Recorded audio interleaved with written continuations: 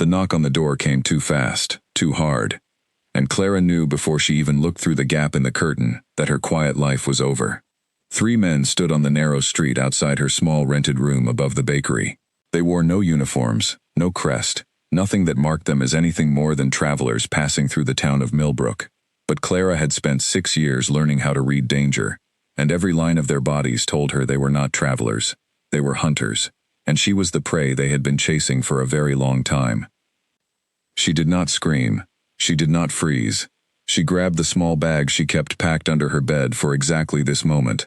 The bag with a change of clothes, a little money, and a folded letter she had never had the courage to burn, and she went out through the back window before the men below had even finished knocking. The drop to the alley below jolted her ankle, but she barely noticed the pain. Fear has a way of making the body forget small things. She ran through the alley, past crates of apples and barrels of rainwater, her heart hammering so loud she was sure the men could hear it from the street. She did not look back.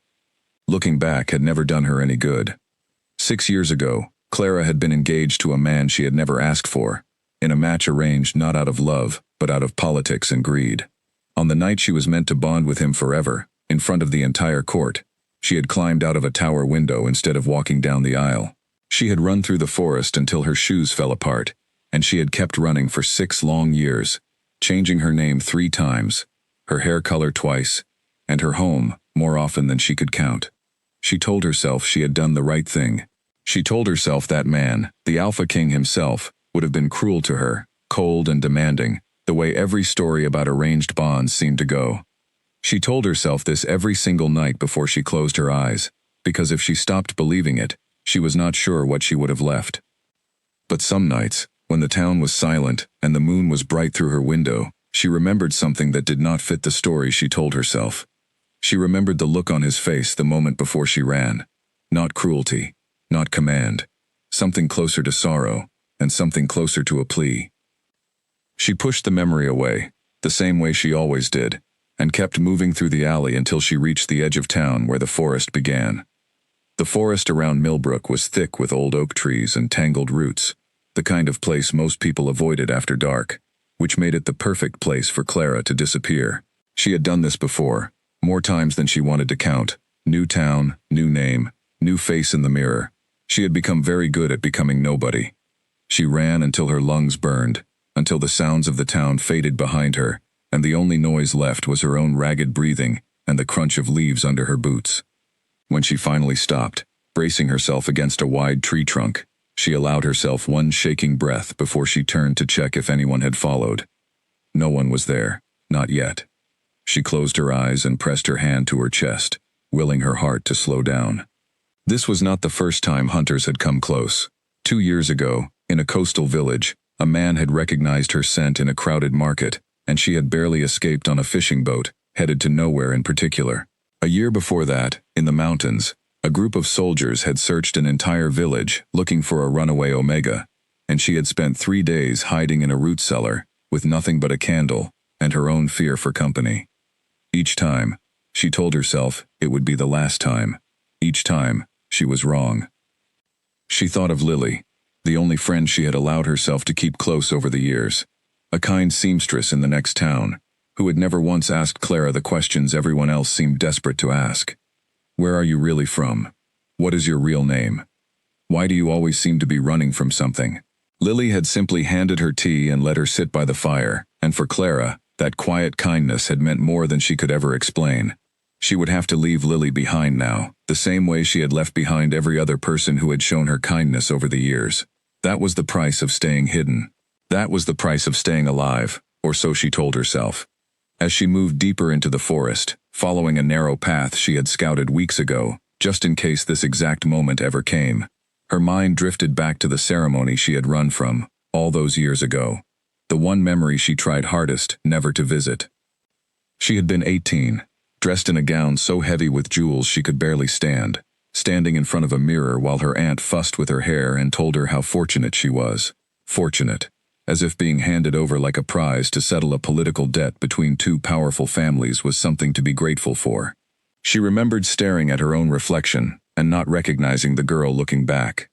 She remembered the walk to the great hall, her legs shaking with every step, the crowd of nobles watching her with expressions somewhere between admiration and pity.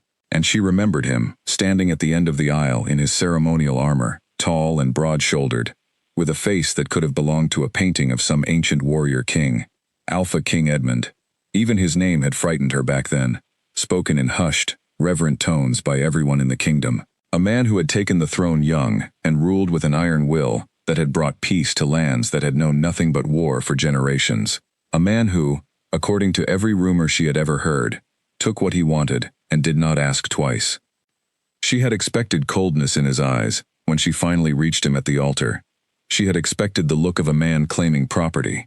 What she found instead had confused her so deeply that, even now, 6 years later, she still did not know what to make of it. His eyes had not been cold. They had been tired, and searching, as if he were looking for some sign of what she truly wanted, buried somewhere beneath the fear on her face. For one strange moment, standing there in front of hundreds of witnesses, Clara had felt as though he was silently asking her something. Do you want this? Truly, because I do not. She had not stayed long enough to find out if she had imagined it. The branch snapping behind her nearly stopped her heart. Clara spun around, pressing her back against a tree, every muscle coiled and ready to run again. But it was only a deer, slipping quietly between the trunks, its dark eyes catching the last of the evening light before it vanished into the undergrowth. She let out a breath she did not know she had been holding, and forced her legs to keep moving. She had learned, over 6 years of running, that fear could either freeze you or fuel you, and she had trained herself, painfully, to choose fuel every single time. By the time the moon rose fully over the treetops, Clara had reached the old stone bridge that marked the border between Millbrook's forest and the neighboring county. She had crossed this bridge once before, years ago, during an earlier close call, and she remembered a small farmhouse not far past it, where an elderly couple had once let her sleep in their barn, without asking a single question about who she was or where she had come from. She hoped they still lived there. She hoped the farmhouse still stood. Hope was a fragile thing after 6 years of running, but it was the only thing keeping her moving forward instead of collapsing where she stood. As she crossed the bridge, her reflection caught in the still water below, lit faintly by moonlight. She barely recognized the woman staring back at her, dark circles under tired eyes, hair cropped shorter than she had ever worn it before the ceremony, a face thinner than it should be, worn down by years of looking over her shoulder. Is this really living, she thought, or is this simply a slower way of dying? She pushed the thought away as quickly as it had come. There was no time for thoughts like that, not with hunters somewhere behind her, closing in with every passing hour. She thought of the letter tucked inside her bag, the one she had carried with her through every town, every disguise, every sleepless night for 6 years. She had never read it. She could not bring herself to. It had arrived a week after she ran, delivered by a raven with a wax seal she recognized instantly, the royal crest of the very man she had fled from. She had taken one look at the seal, and shoved the letter to the bottom of her bag, terrified that whatever words were written inside might undo everything she had convinced herself was true. Some part of her, buried deep beneath 6 years of fear, wondered if tonight would finally be the night she found the courage to read it. She reached the farmhouse just before dawn, exhausted, her boots soaked through from crossing a shallow stream, her hands trembling with cold and hunger. The barn door was unlocked, just as she remembered, and she slipped inside quietly, careful not to wake whoever might still live in the house nearby. She settled into a pile of hay near the back wall, pulling her knees to her chest, and finally allowed herself to feel the full weight of what had happened tonight. The hunters had found her town. They had known which street, which building, which room. That kind of precision did not come from luck. Someone had given them information, someone close. Her mind raced through every person she had trusted in Millbrook over the past year. The baker downstairs, who had always seemed a little too curious about her past. The traveling merchant who visited every few weeks, asking harmless questions that had never quite felt harmless. Even Lily, though she pushed that thought away almost as soon as it formed, refusing to believe her one true friend could have betrayed her. Whoever it was, the trail had grown warm again after years of going cold, and Clara knew, with a certainty that settled deep in her bones, that this would not be the last close call. This felt different. This felt like the beginning of something closing in around her at last, after 6 long years of staying just barely out of reach. She did not yet know that 400 miles away, in a stone castle surrounded by mountains, a king who had never once stopped searching for her had just received word that made his hands shake for the first time in years. She did not yet know that somewhere in that castle, a folded map with 6 years of failed search routes marked in red ink was about to gain one new mark, the first one that felt truly promising, in longer than anyone in his court could remember. She did not yet know that the man she had run from on her wedding night had spent every single one of those 6 years trying to undo a wrong she did not even know he carried, and that his search for her had never once been about bringing her back in chains. All Clara knew, curled in the hay as the first gray light of morning crept through the cracks in the barn wall, was that she needed to keep moving. Again. Still. Forever, it seemed. She closed her eyes for just a moment of rest before the next leg of her journey, unaware that the distance between her and the man she feared most was about to shrink faster than it ever had before, and that this time, running might not be enough to save her from what was coming. Outside, a rooster crowed somewhere in the distance, calling the farmhouse to life. Clara opened her eyes, pulled her bag closer, and forced herself to stand. There was no time to rest. There was never any time to rest.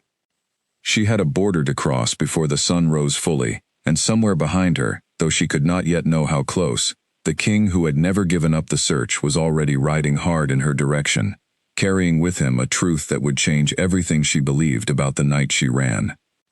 King Edmund had not slept in 3 nights, and no one in the castle dared ask him why. He sat alone in the war room long after his advisors had gone to bed, staring at a map spread across the long oak table. A map marked with 6 years of red ink crossing rivers, mountains, and coastlines, each mark a place where his people had come close to finding her, and failed. Tonight, for the first time in longer than he could remember, a new mark had been added. A small town called Millbrook, circled twice in fresh ink that had not yet fully dried. He traced the circle with one finger, his jaw tight, his mind far away from the cold stone walls of his castle. 6 years. 6 years since the night he had stood at the end of that aisle, dressed in ceremonial armor that felt heavier than any battlefield gear he had ever worn, watching a frightened young woman walk toward him, as though walking toward her own execution. 6 years since he had looked into her eyes and seen not admiration, not even simple fear, but something closer to despair, and had known, in that single terrible moment, that everything about this arrangement was wrong. He had not chosen this bond. That was the truth no one outside his closest advisors knew, the truth he had carried like a stone in his chest, every single day since she vanished. The match had been arranged by his own council, led by a scheming lord named Gideon who had seen an opportunity to tie the throne to a wealthy but politically fragile family, using Clara as nothing more than a piece on a board neither of them had ever asked to play on. Edmund had objected the moment he learned of the arrangement. He had argued for weeks, refused to sign the formal agreements, even threatened to walk away from the throne entirely, rather than force an innocent woman into a bond she clearly did not want. But by the time he discovered how deep Gideon's manipulations ran, contracts had already been signed in his name by council members who claimed emergency authority during a period when Edmund had been recovering from a serious injury sustained defending the northern border. By the time he was well enough to fight back, the wedding had already been announced to the entire kingdom, and canceling it would have meant a political disaster that could have plunged the realm back into the very wars he had spent years trying to end. He had gone through with the ceremony, telling himself he would find a way afterward, quietly, privately, to release her from a bond neither of them had wanted, to give her back the freedom that had been stolen from her in his name. He had planned to tell her this the very night of the ceremony, once they were finally alone, away from the eyes of the court and the schemes of men like Gideon. She had run before he ever got the chance. He remembered standing at that altar, watching her climb through a tower window instead of walking toward him, and feeling something break open in his chest that had never fully healed. Not anger, never anger. Only a crushing, hollow grief, because the one person he had hoped to protect from this entire twisted arrangement had fled, believing him to be the very monster he had been trying to save her from becoming a victim of. He had sent search parties within the week, not to drag her back in chains as the rest of the court assumed, but to find her, to explain, to give her the choice she had never truly been given. Officially, the search was framed as an effort to recover a fugitive Omega who had broken a sacred bonding vow, a story that satisfied the court and kept Gideon from realizing how close his schemes had come to unraveling entirely. Unofficially, Edmund had given his most trusted tracker, a quiet, loyal man named Owen, a single private instruction. Find her. Do not frighten her. Do not touch her. Simply find her, and send word to me alone. 6 years of failed leads had worn Edmund down in ways his court could never fully see. He had ruled his kingdom with the same steady hand he always had, settled disputes, led armies when needed, sat through endless council meetings, all while carrying a private grief so heavy it had aged him far beyond his years. His younger sister, Rosalind, was the only person who ever dared speak to him honestly about it. She found him in the war room that night, exactly as she had found him countless nights before, staring at the map, as though it might rearrange itself into an answer if he simply looked long enough. Another lead, she said quietly, settling into the chair across from him. Millbrook, he answered. A merchant recognized her description. Owen's men nearly had her, but she slipped away through a back window before they reached the door. Rosalind studied her brother's face, the exhaustion etched into every line of it, and let out a slow breath. Edmund, she said gently, it has been 6 years. Perhaps it is time to consider that she does not want to be found. He looked up at her, and for a moment, the weight of everything he carried showed plainly in his eyes. She does not know the truth, Rosalind. She ran because she believed I was going to trap her in a bond she never chose. She does not know that I never wanted that bond either. She does not know that Gideon manipulated the entire arrangement while I was recovering from an injury I nearly did not survive. She has spent 6 years living in fear of a man who was trying, however clumsily, however late, to set her free. Rosalind was quiet for a long moment. And if you find her, she finally asked, what then? What do you plan to say to a woman who has spent 6 years running from you? Edmund's answer came without hesitation, the same answer it had always been.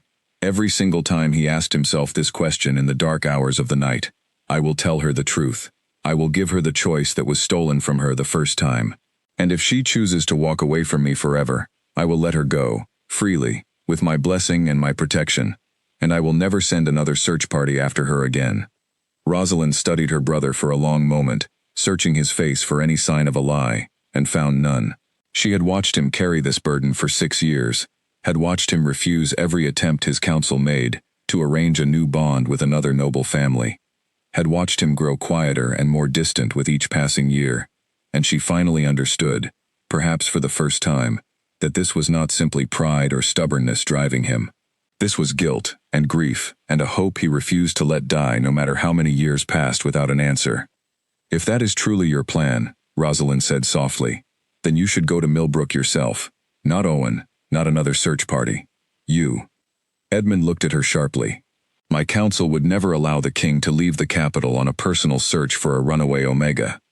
Gideon would use my absence to seize influence over the Regency Council within days. Then do not tell them where you are going, Rosalind answered simply.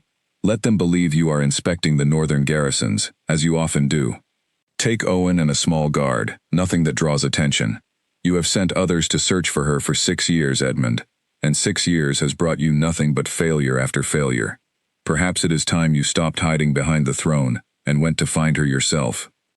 Her words settled over him, like a challenge he had been waiting years for someone to finally voice aloud.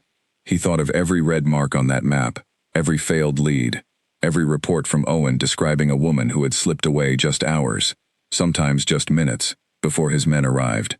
6 years of near misses, 6 years of a search conducted entirely from behind castle walls, while he told himself duty required him to remain on his throne.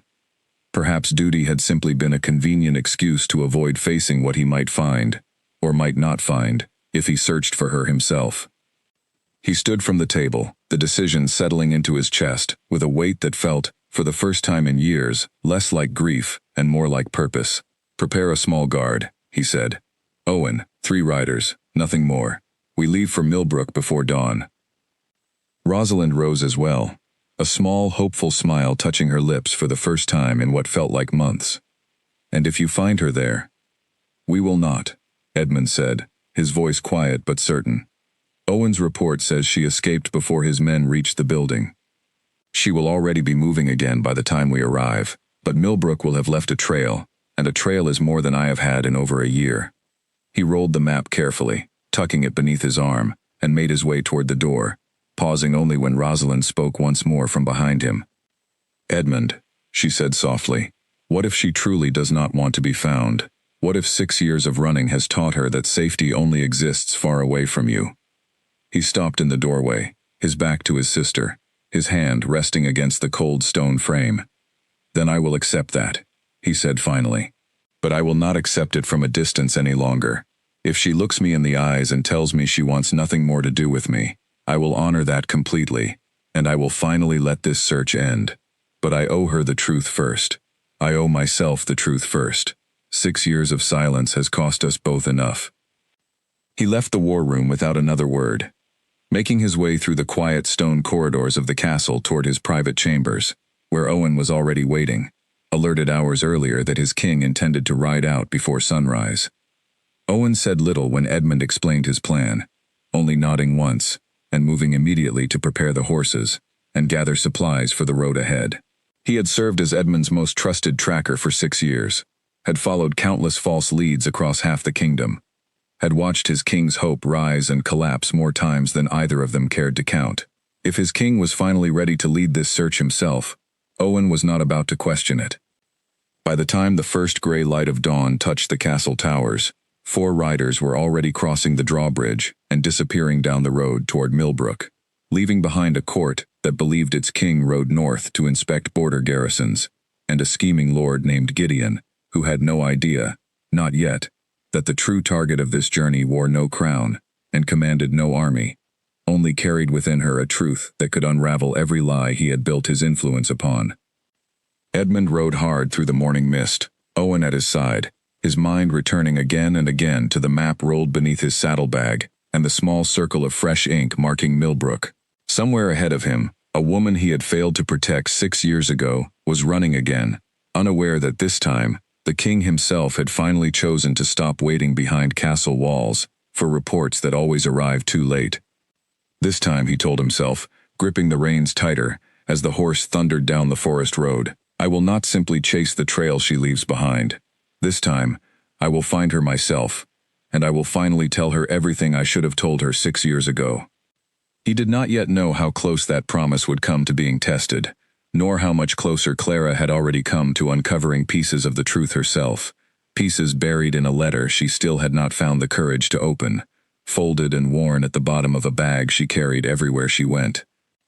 The road out of Millbrook was quiet in the early morning, quiet enough that Clara heard the cartwheels long before she saw them, and quiet enough that she nearly walked straight into the path of the one person in the entire county who might recognize her face.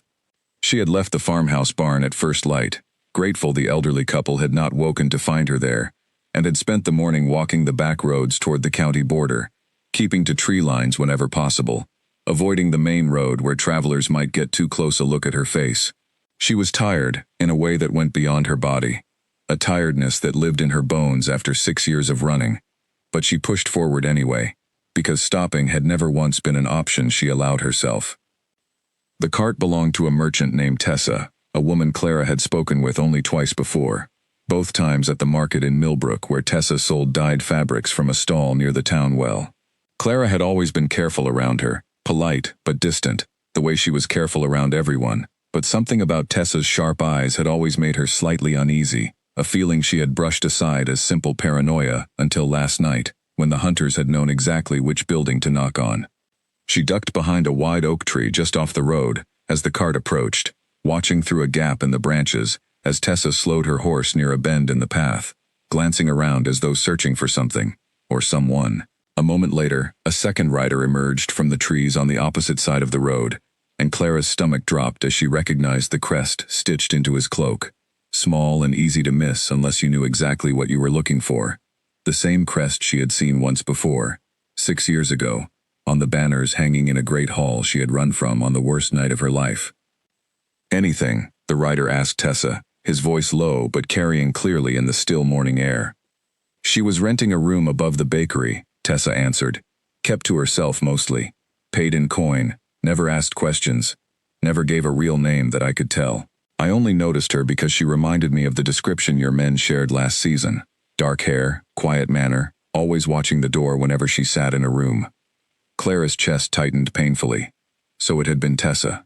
Not out of cruelty, she suspected, but simple opportunity, a reward likely promised for information leading to a runaway Omega whose disappearance had apparently been worth searching for across the entire kingdom for 6 long years. She felt a strange, hollow ache at the confirmation, not quite betrayal, since she had never truly trusted Tessa to begin with, but something close to it all the same. 6 years of running had taught her that trust was a luxury she could rarely afford, and today was simply another painful reminder of why. She stayed frozen behind the tree until the rider thanked Tessa and continued down the road in the opposite direction Clara needed to travel, and Tessa's cart rattled onward toward Millbrook, neither of them noticing the woman pressed against rough bark barely 20 paces away, holding her breath until her lungs burned. When the road finally fell silent again, Clara allowed herself to breathe, sliding down against the tree trunk until she sat among the roots, her legs suddenly unwilling to hold her weight any longer. They were close, closer than they had been in years. And worse, they were organized in a way she had not seen before, riders spread across multiple roads, information being gathered systematically rather than through chance encounters. This did not feel like the same scattered search she had evaded for 6 years. This felt deliberate, coordinated, as though someone had recently poured new resources into finding her. She thought again of the letter at the bottom of her bag, and for the first time in 6 years, her hands moved to retrieve it before her mind could talk her out of it. The wax seal had cracked slightly with age, the royal crest pressed into it, still faintly visible despite the years. Her fingers trembled as she broke it fully open, unfolding a piece of parchment that had waited 6 years to be read. The handwriting was neat but urgent, as though written quickly by someone who feared running out of time before the words could reach her. Clara, it began, and simply seeing her true name written in ink after years of false identities sent an unexpected wave of emotion through her chest. If you are reading this, you have survived whatever fear drove you from that hall, and for that alone I am grateful beyond what words can express. I do not know if you will ever open this letter, but I could not let another day pass without at least attempting to tell you what I was never given the chance to say. I did not choose this bond between us. I fought against it for weeks before the ceremony, refused every document my counsel placed before me, but I was recovering from a border injury when the final arrangements were signed, without my knowledge, by men who claimed emergency authority in my absence. By the time I discovered the depth of the deception, canceling the ceremony would have meant a political collapse, threatening the fragile peace I had spent years building. I made the decision to go through with it, intending to release you from the bond, quietly, privately, the very same night, once we were finally alone, and away from the eyes of the court. I never wanted to trap you, Clara. I wanted, more than anything, to give you back the choice that was stolen from you the moment this arrangement was signed. I do not blame you for running.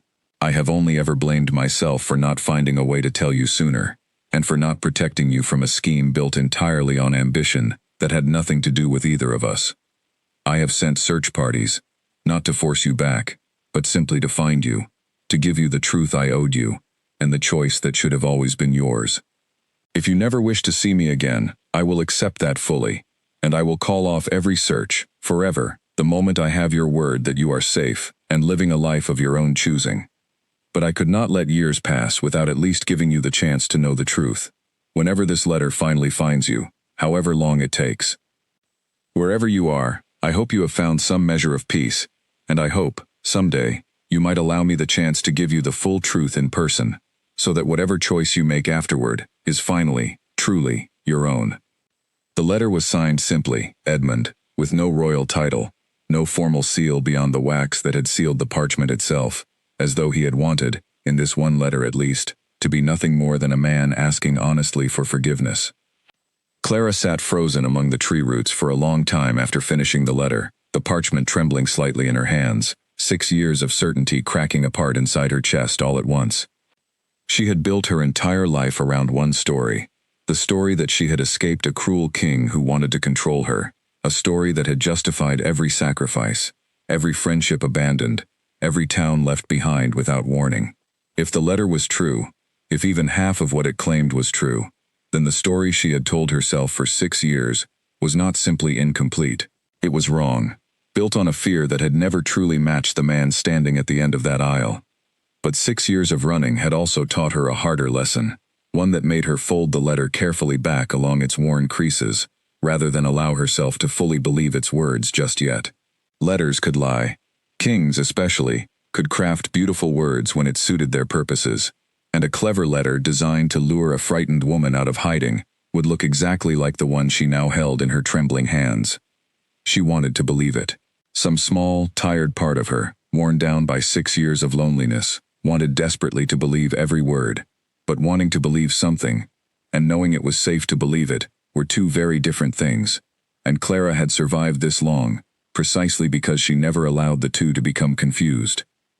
She tucked the letter carefully back into her bag, rose from among the tree roots, and continued walking, her mind now caught in a storm of questions that had not existed an hour earlier. If the letter was true, why had the search grown more aggressive recently, rather than more gentle?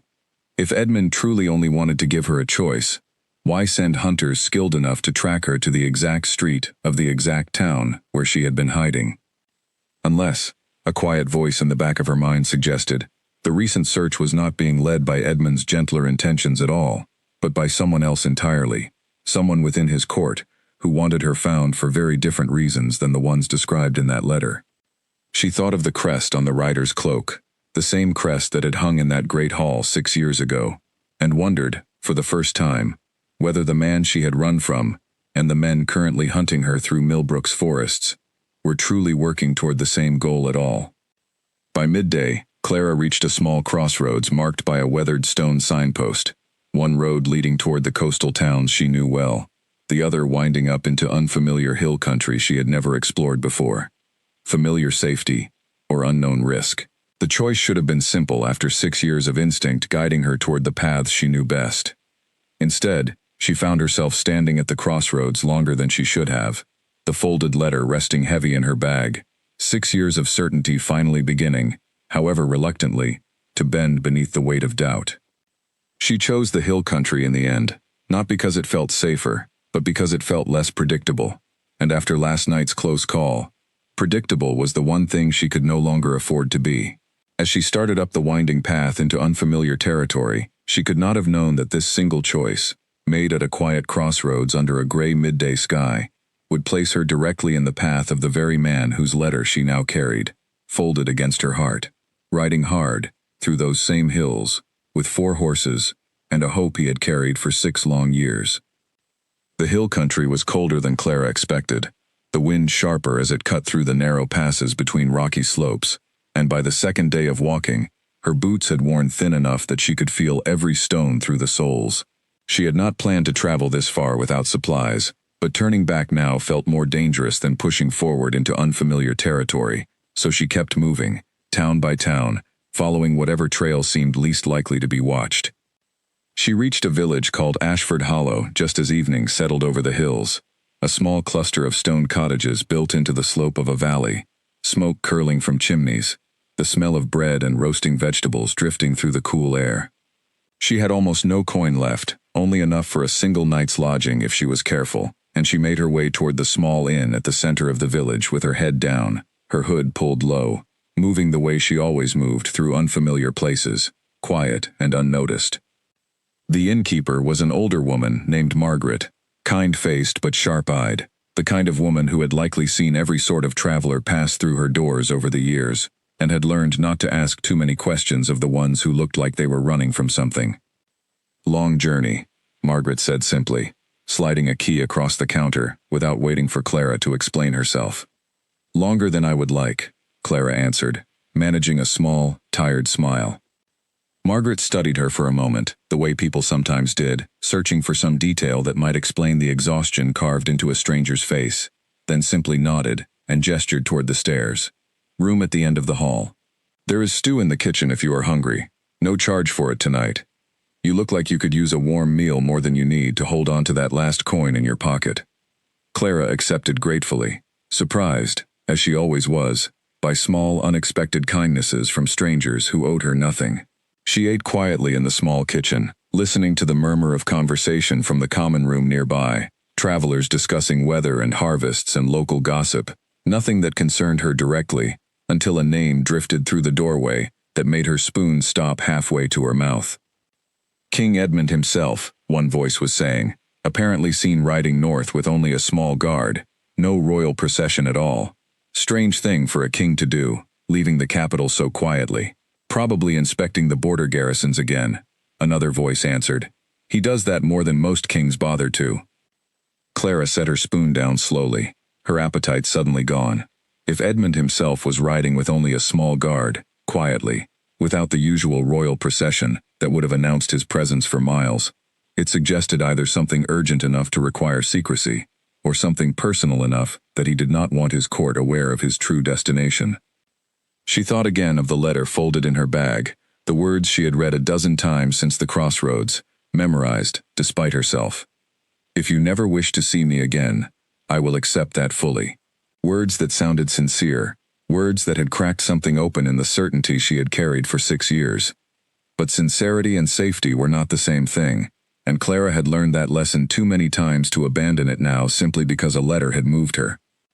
She finished her meal quietly, thanked Margaret, and retreated to her room, locking the door behind her out of habit, rather than any real belief that a locked door would stop determined hunters if they truly found her.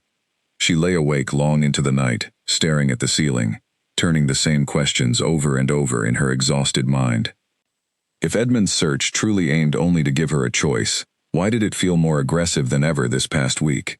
Why had the hunters in Millbrook moved with such precision, working with informants, coordinating across multiple roads? That did not sound like a king patiently waiting for a chance to explain himself. That sounded like someone determined to capture her by any means necessary, regardless of what she wanted. Unless, she thought again, turning onto her side, unless there were two different forces searching for her, moving toward the same goal for entirely different reasons.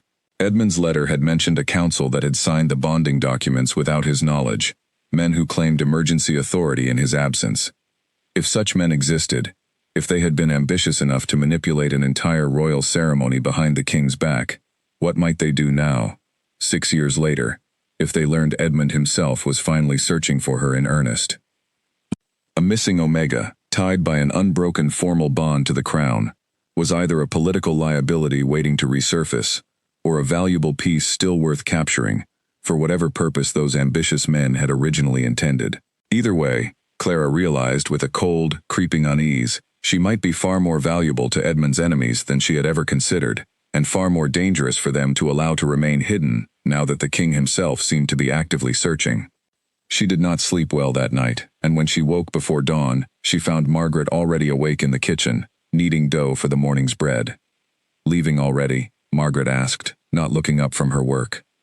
"I have to keep moving," Clara answered honestly, surprising herself with the honesty. Margaret glanced up then, studying her for a long moment. "Whatever you are running from," she said quietly, "I hope you find your way clear of it soon. A person cannot run forever. Eventually, the running becomes its own kind of trap." The words settled uncomfortably in Clara's chest as she left the inn, walking out into the cold gray light of early morning, the hills rising sharply around Ashford Hollow in every direction. She had chosen this path specifically because it seemed less predictable, but standing now at the edge of the village, studying the winding trails leading deeper into unfamiliar territory, she felt for the first time in years a flicker of something beyond fear. Exhaustion, yes, but beneath it, something closer to frustration, a tired ache at the thought of spending another 6 years exactly like the last 6, moving from town to town, trusting no one, building nothing that could ever last. She thought of Lily, back in Millbrook, likely still unaware that Clara had vanished in the night, likely still keeping a pot of tea warm for a friend who would never return to collect it.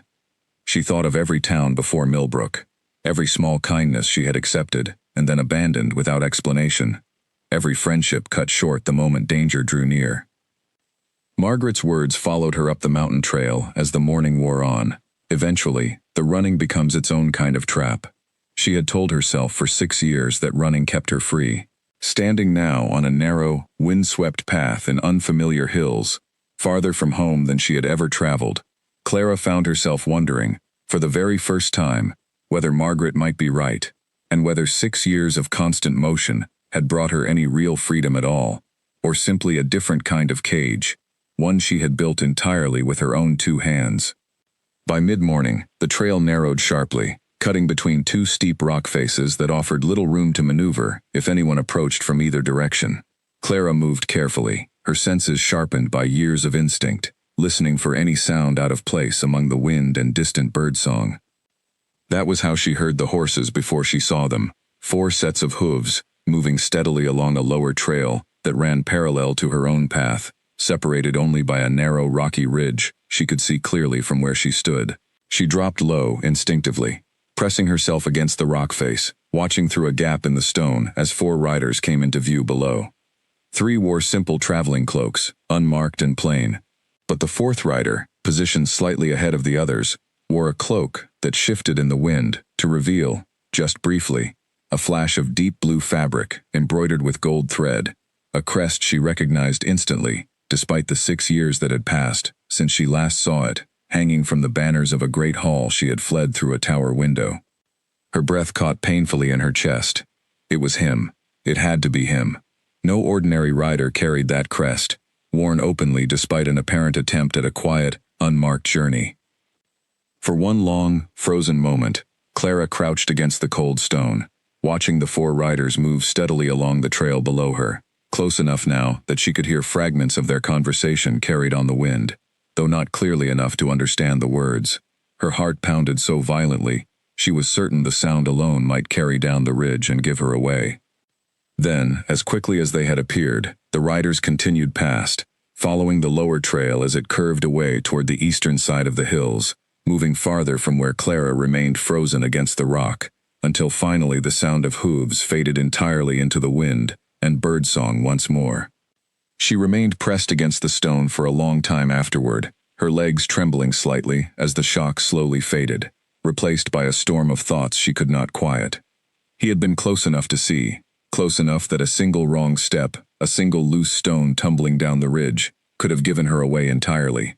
And yet, watching him ride past without slowing, without any indication he sensed her nearby, Clara felt an unexpected pang of something she refused to name, something dangerously close to disappointment rather than relief.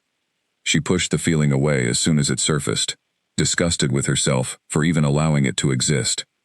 6 years of running had taught her better than to feel anything but fear at the sight of that crest, and she was not about to let one letter and one narrow escape unravel 6 years of hard-won survival instincts in a single morning. She waited until the trail below fell completely silent, before finally rising from her crouched position and continuing along her own path, moving faster now, driven by an urgency that had nothing to do with fear of capture, and everything to do with fear of what she might do if their paths crossed again, closer this time, with no rocky ridge separating them. She did not yet know that Owen, riding just behind Edmund on that lower trail, had caught the faintest trace of a familiar scent, carried on the wind, moments before the path curved away, a scent he recognized instantly, from 6 years of failed searches, and that he had said nothing to his king, only because he could not yet be certain, and he refused to raise false hope over an uncertain trace, carried on nothing more than a passing breeze. She did not yet know how close that morning had truly come to ending the search entirely, nor how many more days would pass before the trail would finally close for good, one way or another, between the runaway Omega and the king who had ridden further from his throne in 3 days than he had allowed himself to travel in 6 long years of waiting. Owen waited until they made camp that evening, before finally speaking the words he had held back all afternoon. "I caught a trace of her scent," he said quietly, crouching by the small fire, while Edmund unsaddled his horse a short distance away, near the ridge, just before the trail curved east. "It was faint, and it was gone, almost as soon as I noticed it, but I have chased enough false leads over 6 years to know the difference between wishful thinking and something real. That was real, my lord." Edmund went very still, his hands pausing on the saddle strap. "How close?" he asked, his voice carefully controlled despite the sudden tightness in his chest. "Close enough that she may have seen us pass," Owen admitted. "There is a narrow footpath running along the upper ridge, separated from the trail we traveled by nothing more than loose rock. If she was moving through these hills today, she would have had a clear view of the road below." Edmund closed his eyes briefly, absorbing this information with the same discipline he had trained himself to apply to every piece of intelligence delivered to him over 6 years of failed searches. Hope, unchecked, had betrayed him too many times before, and yet something about this particular trace, felt different than the countless false leads that had come before it, though he could not have explained why, even to himself. "Why did you not say something on the trail?" he asked. "Because I was not certain, and I did not want to raise a hope neither of us could afford to have crushed again so soon," Owen answered honestly.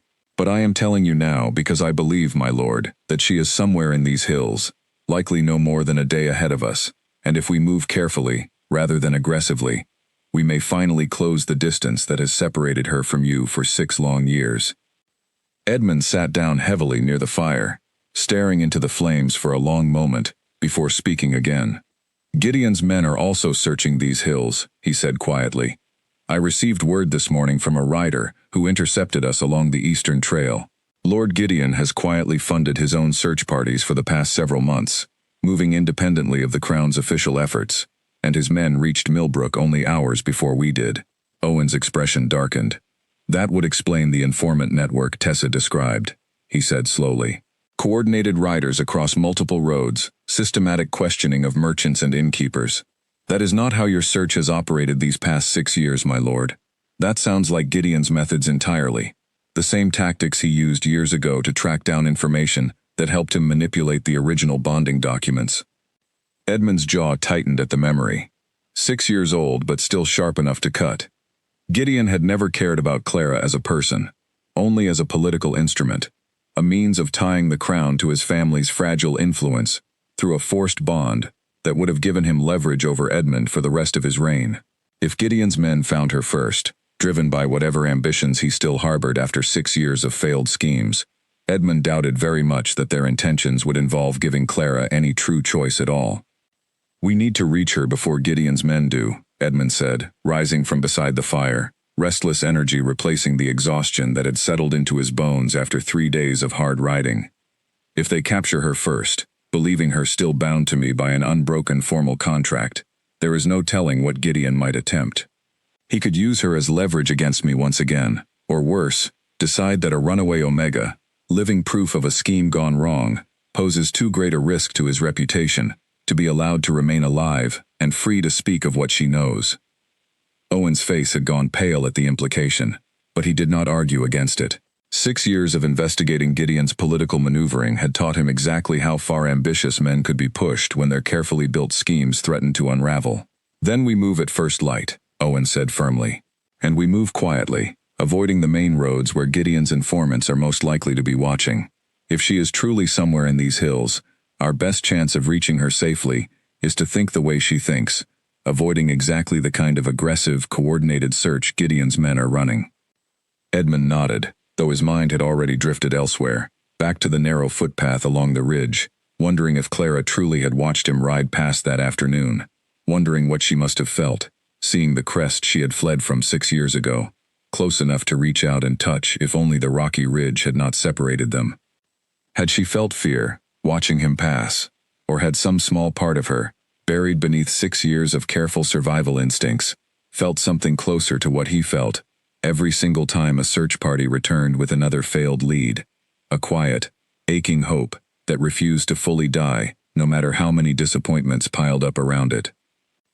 He did not sleep well that night, lying awake beneath unfamiliar stars, listening to the wind move through the hills, wondering how close Clara truly was, wondering whether Gideon's men were combing these same slopes at this very moment, driven by ambitions that had nothing to do with giving her any real choice at all. By morning, a 5th rider joined their small camp, a young scout named Nate, who had served under Owen for the past 2 years, arriving breathless with news that could not wait for a formal meeting back at the capital. "Gideon's men reached Ashford Hollow yesterday evening," Nate reported, still catching his breath from hard riding through the night. "They questioned the innkeeper directly, asking about a woman traveling alone, dark-haired, quiet-mannered. The innkeeper, a woman named Margaret, gave them nothing useful, claimed she had seen no such traveler, but one of the stable hands mentioned overhearing a conversation between 2 travelers the previous evening, discussing your journey through these hills, my lord. Gideon's men now believe you are personally searching for the same woman they have been tracking, and they have doubled their efforts accordingly, moving with far greater urgency than before." Edmund's stomach tightened at this news. If Gideon's men now understood that Edmund himself was actively searching for Clara, rather than simply maintaining the official, largely passive search that had continued quietly for 6 years, Gideon would almost certainly recognize the danger this posed to his own ambitions. A king determined to personally locate a runaway Omega, 6 years after a bonding scheme Gideon himself had orchestrated, suggested Edmund intended to address the situation directly and permanently, likely in a manner that would expose exactly how deeply Gideon had manipulated the original ceremony. Gideon will move to find her first now, at almost any cost, Edmund said grimly. Not to protect her, but to silence whatever truth she might reveal if I reach her before he does. Then we cannot afford to move carefully any longer, Owen said, his earlier caution giving way to urgency. We need to move faster than Gideon's men, and we need to reach her before they do, regardless of the risk that speed brings to remaining unnoticed ourselves. Edmund nodded once, already moving toward his horse, 6 years of patient, quiet searching finally giving way to something far more urgent. Then we ride hard, he said, swinging up into the saddle. And we do not stop again until we find her, or until Gideon's men do, and I intend to make certain it is the former. The 4 riders set out from their camp as the sun cleared the eastern hills, moving with a speed and determination that had been entirely absent from Edmund's search for 6 long years, driven now not simply by hope, but by a fear that had settled cold and heavy in his chest, the moment he understood exactly what Gideon's renewed interest in Clara's location might truly mean for her safety. Somewhere ahead of them, unaware of the danger now closing in from 2 directions at once, Clara continued moving deeper into unfamiliar hill country, her thoughts still tangled around a letter she had read a dozen times, and a brief, impossible glimpse of a crest she had spent 6 years running from, unaware that the space between hope and danger had never been thinner than it was about to become in the days ahead. The village of Thornwick sat at the base of the hills, where the rocky terrain finally gave way to gentler farmland, and Clara arrived there on the 3rd day of her journey, drawn by the sound of music and laughter, carrying on the wind, long before she reached the outskirts of town. A harvest festival had filled the village square with color and noise, stalls selling roasted chestnuts and mulled cider, children weaving between the crowd with ribbons trailing from their hands, musicians playing lively tunes near the old stone well at the center of it all. Clara hesitated at the edge of the square, every instinct honed over 6 years warning her that crowds meant risk, too many eyes, too many chances for recognition. But she had eaten nothing since leaving Ashford Hollow. Her coin was nearly gone, and the smell of roasting food drifting through the crowded square made her stomach ache with a hunger she could no longer ignore. She kept her hood low and moved carefully along the edges of the festival, avoiding the thickest crowds, searching for a stall where she might trade the last of her coin for something to eat before continuing her journey.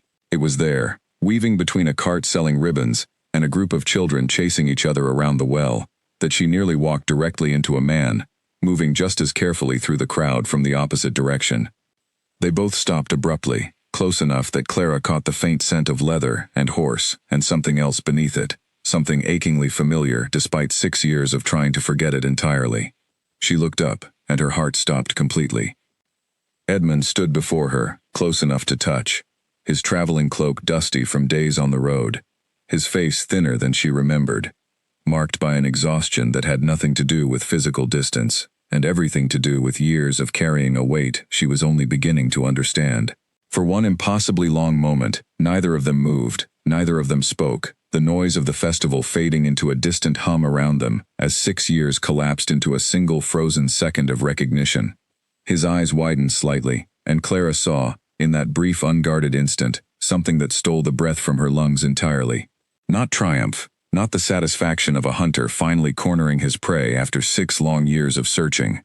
Something far more raw, something that looked almost like disbelief, tangled together with a hope so fragile, it seemed to hurt him simply to feel it. "Clara," he said, his voice barely above a whisper, as though speaking any louder might shatter whatever fragile moment had brought them face to face, after 6 years apart. The sound of her true name, spoken aloud by the one voice she had spent 6 years running from, broke whatever paralysis had held her frozen in place. She stumbled backward a single step, and that small movement was enough to snap Edmund out of his own shock, his hand rising instinctively, as though to reach for her before he caught himself, and let it fall back to his side.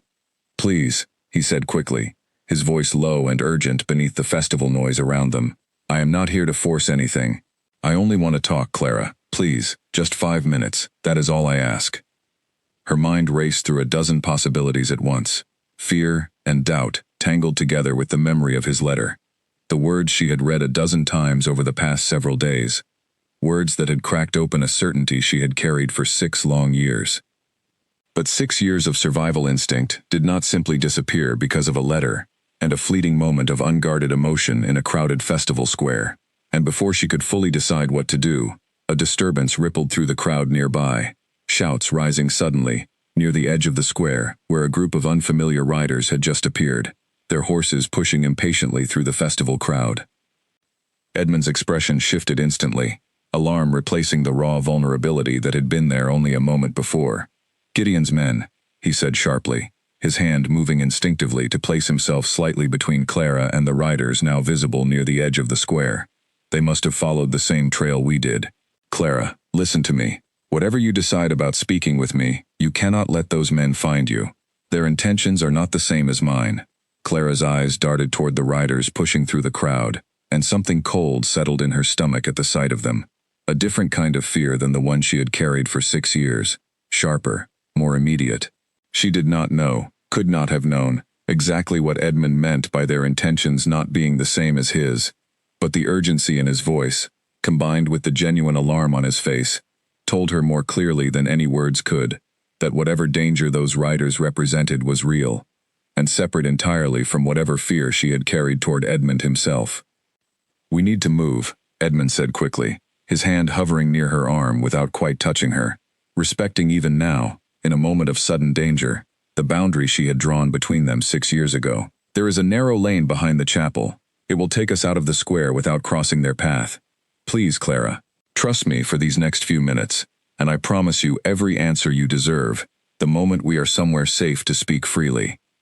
Every instinct Clara had honed over 6 years screamed at her to run in the opposite direction, away from both Edmund and the approaching riders entirely, back into the safety of the hills, where she knew how to disappear completely. But something in his voice, some quality of genuine fear for her safety, rather than triumph at finally cornering her, made her hesitate just long enough for the choice to be made for her, as the riders near the edge of the square suddenly turned in their direction, one of them pointing sharply toward where Clara and Edmund stood, frozen among the festival crowd. "There," one of the riders shouted, his voice cutting clearly through the festival noise, silencing the music and laughter around them, as heads turned to follow his outstretched arm. "That is her. Take her now, before she runs again." Clara's blood turned to ice at the sound of those words, 6 years of careful survival collapsing in an instant, as the crowd around them began to react, some scattering in confusion, others staring openly at the sudden commotion unfolding in the middle of their harvest festival. Edmund's hand finally closed around her arm, gentle but firm, and this time she did not pull away. "Now," he said urgently, already moving, pulling her with him through a gap in the crowd toward the narrow lane behind the chapel he had mentioned moments before. Whatever 6 years of fear had built between them, it collapsed in that single terrifying instant into something far simpler and far more immediate, a shared need to escape riders who clearly intended her far greater harm than anything Clara had imagined when she fled that ceremony 6 years ago. They ran together through the narrow lane, the sounds of shouting and pursuing hooves growing louder behind them, and Clara found herself, for the first time in 6 years, running not away from the man beside her, but alongside him, toward a safety she could not yet fully trust, but no longer had the luxury of refusing. The narrow lane behind the chapel opened onto a stretch of farmland bordered by a low stone wall, and Edmund led Clara along it at a pace that left her lungs burning, glancing back every few seconds to gauge how closely Gideon's riders followed. Behind them, the shouts had grown more distant, muffled by the chapel walls and the confusion of the scattering festival crowd, but neither of them slowed, both understanding without needing to speak it aloud that distance was the only advantage they currently held. Owen appeared suddenly from a side path, leading 2 saddled horses, his expression tight with urgency, as he took in the sight of Clara running beside his king for the first time in 6 years. "There is no time to explain, my lord," he said quickly, passing the reins toward Edmund. "Gideon's men have riders posted at both main roads leading from Thornwick. Our only clear path is the old drover's trail east, toward the ridge overlooking the river valley. Edmund helped Clara onto the second horse with a steadiness that surprised her, given the urgency of the moment, his hands quick but careful, never lingering longer than necessary. She had expected, somewhere in the tangled fear of the past several minutes, that finally being caught by him would feel like the ending of something, the final collapse of 6 years spent staying just barely out of reach. Instead, mounted on an unfamiliar horse beside the very man she had run from, riding hard away from a danger that had nothing to do with him at all, it felt like the beginning of a chapter she had never imagined possible. They rode hard along the drover's trail as the afternoon light began to shift toward evening, Owen leading, Edmund close behind Clara, occasionally glancing back to ensure she remained steady in the saddle. The trail wound upward through increasingly rocky terrain, the farmland below giving way to the same rugged hills Clara had crossed only days earlier, until finally, Owen slowed his horse near a narrow overhang of rock that offered some shelter from the wind and, more importantly, from view of the trail below. "We should be safe here for the moment," Owen said, dismounting quickly to check the horses. "Gideon's men will likely search the main roads first, believing you would choose speed over concealment. It should buy us some time, though I would not count on more than an hour or two before they think to check this ridge as well." Edmund dismounted and helped Clara down from her horse, his hand lingering only a moment longer than strictly necessary, before he stepped back, giving her the space she had spent 6 years fighting to protect. For a long moment, neither of them spoke, the only sound the wind moving through the rocks and the distant call of birds settling for the evening. "You said their intentions were not the same as yours," Clara finally said, breaking the silence, her voice steadier than she expected, given how violently her heart still pounded from the chase. "Tell me what that means. Tell me everything, Edmund. I have carried a story about that night for 6 years, and 3 days ago I read a letter that made me question every part of it, and I do not intend to spend one more hour wondering which version is true." Edmund nodded slowly, lowering himself onto a flat stone near the overhang, gesturing for her to sit as well if she wished, though he did not push when she chose instead to remain standing, arms crossed, watching him with the wary caution of someone who had survived 6 years by trusting no one completely. "Everything in that letter was true," he began quietly. "I did not choose our bond. I fought against it for weeks before the ceremony, but the final documents were signed while I was recovering from an injury sustained defending our northern border, signed by council members who claimed emergency authority in my absence, led by a man named Gideon who saw an opportunity to tie the crown to his family's influence through a bond neither of us had ever asked for." Clara's arms tightened across her chest, old fear and new understanding warring visibly across her face. "And the men who found me in Millbrook, the ones who tracked me across 3 separate towns with a precision your official search never managed in 6 years, those were his men as well." Edmund nodded grimly. "Gideon has run his own search alongside my official efforts for months now, moving with far greater aggression and far less concern for your well-being than anything I ever authorized. I did not learn of his involvement until recently, and by the time I understood how close his men had come to finding you, I made the decision to leave the capital myself, rather than continue relying on official channels Gideon had clearly infiltrated." "Why?" Clara asked, her voice sharper now, cutting through the careful explanation. "Why would he still care about finding me after 6 years? What could he possibly want from a runaway Omega who has spent 6 years trying to disappear entirely?" Edmund's expression darkened, the weight of 6 years of political maneuvering visible in every line of his tired face. "Because you remain, legally, bonded to the crown," he said quietly. "An unbroken formal contract, however unwillingly entered, that Gideon has likely realized he can still use as leverage, either by capturing you and forcing the completion of a bond he originally engineered for his own political advantage, or, if he believes you pose too great a risk of exposing how deeply he manipulated the original ceremony, by ensuring you are never found alive to speak of what you know." The words settled over Clara like ice water, the full weight of 6 years of running, finally taking on a shape far more dangerous than she had ever imagined. She had told herself for years that she ran from a cruel king, when in truth, she had been running, unknowingly, from a much crueler man entirely, one who had never once appeared in the story she had built to explain her own fear.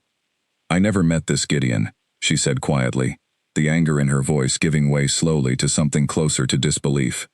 "I built 6 years of my life around fleeing you, and this entire time, The true danger was a man I never even knew existed. "I am sorry," Edmund said, and the raw sincerity in his voice made Clara look up sharply, searching his face for any sign of manipulation, and finding none she could identify. "I am sorry for the ceremony you never should have been forced to endure. Sorry for 6 years of running you should never have needed to carry. And sorry that my search, however well-intentioned, likely made Gideon's efforts more urgent rather than less. The moment he realized I intended to find you, and expose exactly how his ambitions shaped that entire arrangement." Clara was quiet for a long moment, watching the wind move through the rocks around them, the weight of everything she had just learned settling slowly into the space where 6 years of certainty had once stood unshaken. "What happens now?" she finally asked. "If Gideon's men find us here?" Edmund rose from the stone, his expression steady despite the exhaustion still etched into every line of his face. "Then we do not let them," he said simply. "Owen knows these hills well enough to keep us moving ahead of them until we reach somewhere safe enough to properly address Gideon's actions, with witnesses and evidence enough to finally end his influence over the council for good. But Clara, whatever happens next, I meant every word in that letter. The choice of what happens after Gideon is dealt with belongs entirely to you. I will not force a bond you never wanted, not 6 years ago, and not now." Clara studied his face for a long moment, 6 years of fear and doubt tangled together with a truth she was only beginning to fully accept, and for the first time since she had climbed through that tower window, she found herself uncertain not of what Edmund wanted from her, but of what she truly wanted for herself, now that the story she had built her entire life around had finally cracked open, to reveal something far more complicated underneath. The wind shifted suddenly, carrying with it the faint but unmistakable sound of approaching hooves along the trail below, and Owen's head snapped up sharply from where he had been checking the horses. "They have found the trail," he said urgently. "We need to move, now, before they reach the overhang." Whatever answers Clara still needed, whatever choice still waited to be made, both would have to wait a little longer, as the three of them scrambled back onto their horses, the sound of Gideon's approaching riders growing steadily louder against the darkening evening sky. They rode hard along the ridge as darkness fell, the trail growing treacherous in the fading light, loose stones shifting beneath the horses' hooves. As Owen led them through a narrow pass he clearly knew from long experience navigating these hills. Behind them, the sound of pursuing riders rose and fell with the wind, sometimes seeming dangerously close, other times fading enough to offer a brief, false sense of distance. Clara held tightly to her horse, her earlier exhaustion forgotten entirely in the sharp focus that fear and adrenaline demanded, glancing occasionally at Edmund riding close beside her, his own expression set with a grim determination she was only beginning to understand the true depth of. 6 years, she thought, watching him navigate the dangerous trail without hesitation. 6 years of searching that she had believed was about capture and control, when in truth, it had been about undoing a wrong he had never chosen to commit in the first place. Owen finally slowed near a narrow gap between two rock formations, gesturing urgently for them to follow him through a passage barely wide enough for the horses to fit single file. "There is a hidden hollow just beyond this pass," he explained quickly, his voice low. "Old shepherds used it generations ago to shelter flocks during storms. It is difficult to find unless you already know it exists, and the entrance is narrow enough to defend if it comes to that." They pushed through the narrow gap, just as the sound of pursuing riders grew alarmingly close behind them, emerging into a small, hidden hollow, surrounded on all sides by steep rock walls, with only the narrow passage they had just come through offering any way in or out. Owen dismounted quickly, moving to the entrance to keep watch, while Edmund helped Clara down from her horse, both of them breathing hard from the tension of the ride. "They may pass the entrance without noticing it," Owen said quietly, crouching near the narrow gap, watching the darkening trail beyond. "It is well hidden if you do not already know exactly where to look." For several long, tense minutes, they waited in silence, listening as the sound of hooves grew closer, then paused somewhere just beyond the hidden entrance, voices carrying faintly on the wind, too muffled to make out clear words but tense enough in tone to suggest confusion or disagreement among the riders searching for a trail that had seemingly vanished. Clara found herself standing close beside Edmund in the darkness of the hollow, closer than she had allowed herself to stand near him at any point since their sudden reunion in the festival square, drawn together by the shared tension of the moment, rather than any conscious choice. She could feel the warmth radiating from him despite the cold evening air, could hear the steady, controlled rhythm of his breathing beside her, and found herself, unexpectedly, thinking not of 6 years of fear, but of the strange, quiet comfort of not facing this danger entirely alone. The voices outside the hollow finally faded, the sound of hooves moving on along the main trail rather than through the hidden passage, and Owen let out a slow breath of relief, though he remained crouched near the entrance a while longer, ensuring the riders had truly moved on before finally rising and turning back toward them. "They have continued east," he said quietly. "I do not believe they realize we left the main trail at all. We should be safe here until morning, though I recommend we move again before first light, in case they double back to search more carefully." Edmund nodded, though his attention remained largely on Clara, studying her face in the dim light with an expression she found difficult to fully read. Concern tangled together with something else, something that looked almost like wonder at the simple fact of her presence beside him after 6 years of searching.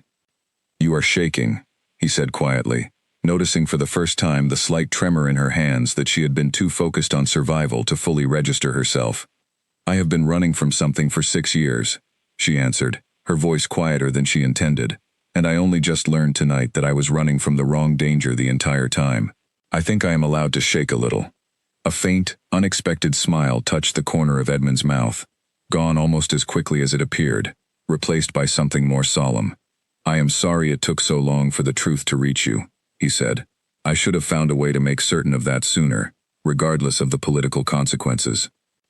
They found a relatively sheltered corner of the hollow to settle for the night, Owen keeping first watch near the narrow entrance, while Edmund and Clara sat a short distance away, wrapped in traveling cloaks against the cold, neither quite ready for sleep despite the exhaustion weighing heavily on both of them. "Can I ask you something?" Clara said finally, breaking the quiet that had settled between them.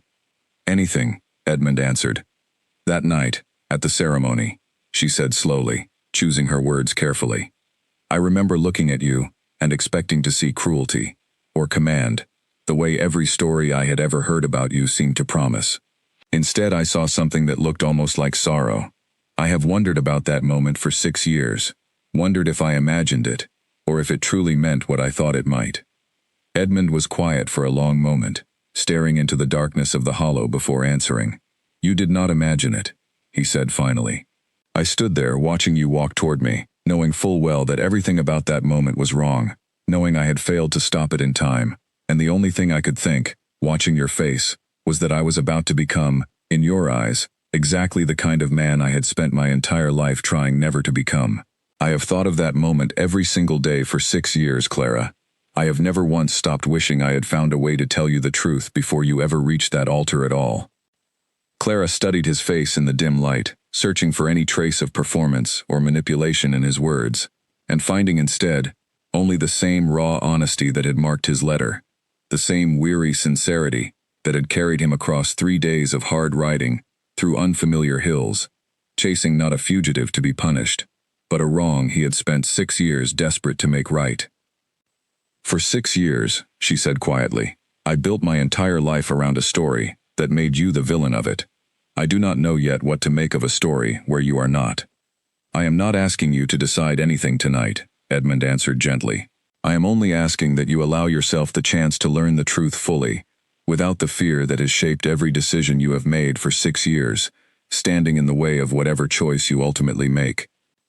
Clara was quiet for a long time after that, watching the faint stars visible through the narrow opening above the hollow, 6 years of certainty finally settling into something far more complicated and far more honest than the story she had carried for so long. Somewhere beyond the hidden hollow, Gideon's men continued searching through the darkness, unaware how close they had come to finding exactly what they were looking for, and unaware that the woman they hunted had just begun, for the first time in 6 years, to consider a future that did not require running at all.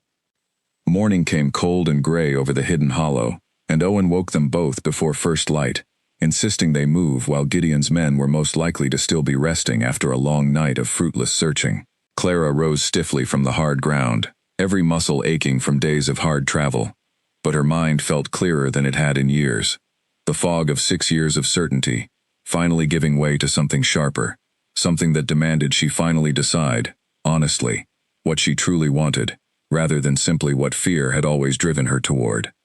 They moved carefully through the narrow passage and back onto the ridge trail as the first light of dawn crept over the distant hills, Owen scouting ahead, while Edmund and Clara followed at a careful distance, both quiet, with the weight of the conversation from the previous night still settling between them. "We need to reach the town of Willowbrook by midday," Owen explained when he returned from scouting ahead. "There is a garrison there loyal to the crown, one Gideon has not yet managed to corrupt with his influence.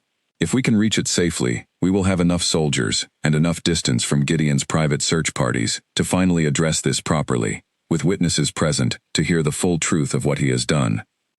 They rode hard through the morning, the trail gradually widening and smoothing as it descended from the rocky hills toward gentler farmland below, the tension of the previous night's narrow escape slowly giving way to a cautious hope that safety might finally be within reach.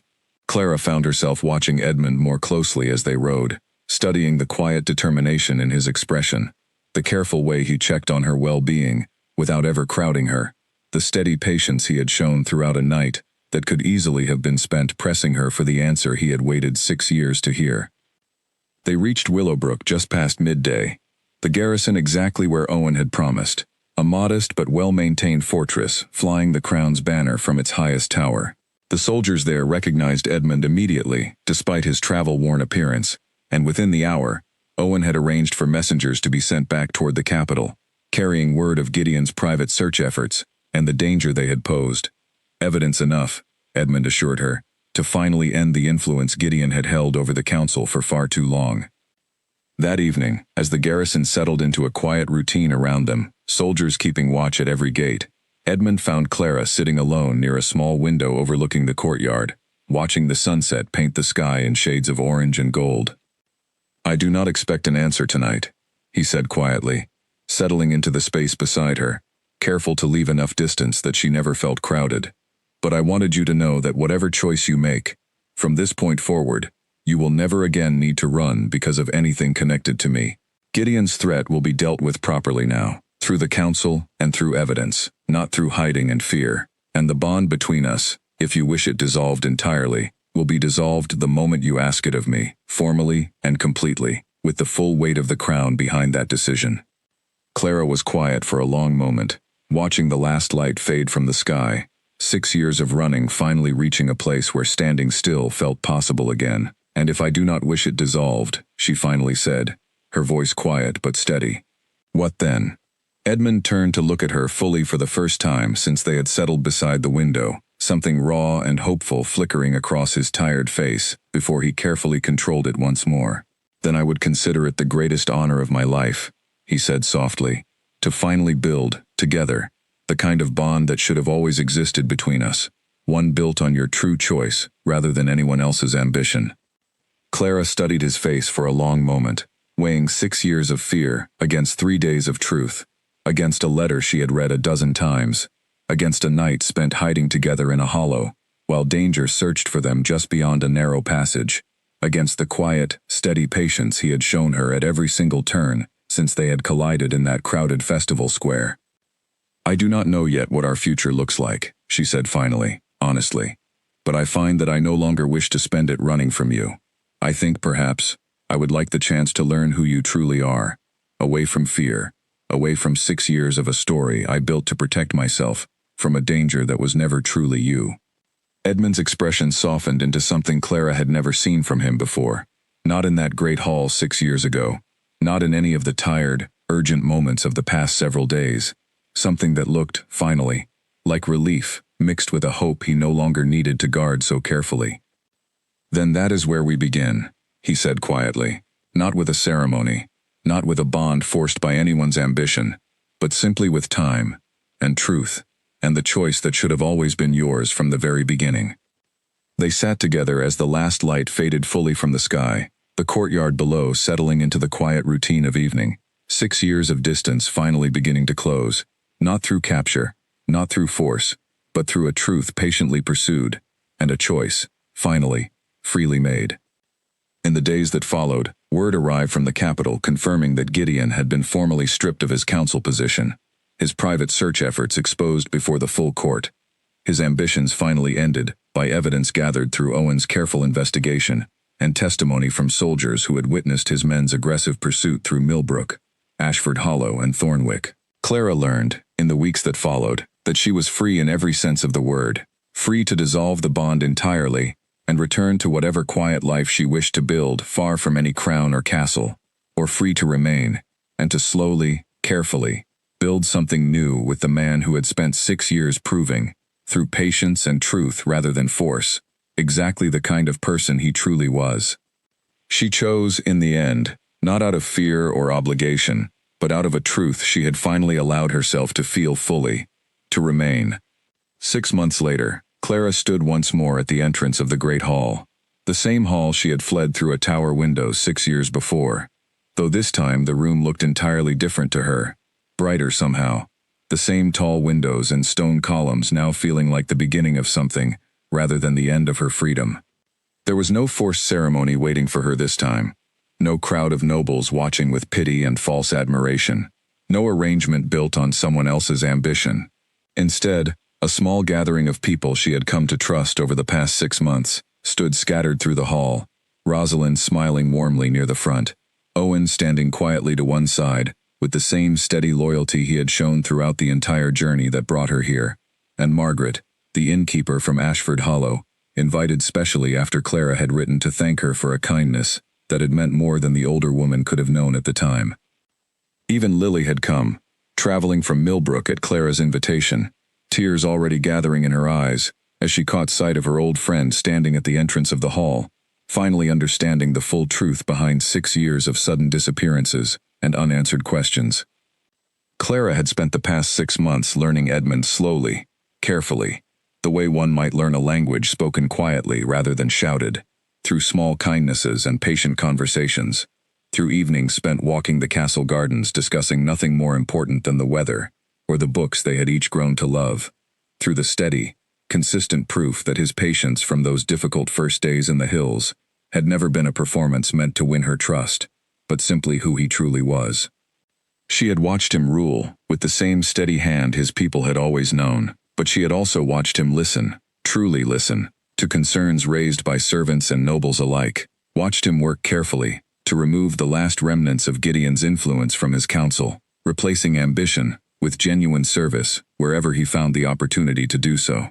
She had watched Rosalind become, slowly, a true friend, rather than simply a sister to the man she loved, and she had watched Owen's quiet loyalty extend naturally into a friendship built on 6 years of shared purpose finally reaching its intended conclusion. And she had felt, for the first time in 6 years, the strange, unfamiliar sensation of safety that did not require constant vigilance, the quiet relief of waking each morning without needing to check for danger at the door, the simple, profound comfort of building a life with someone, rather than constantly fleeing one.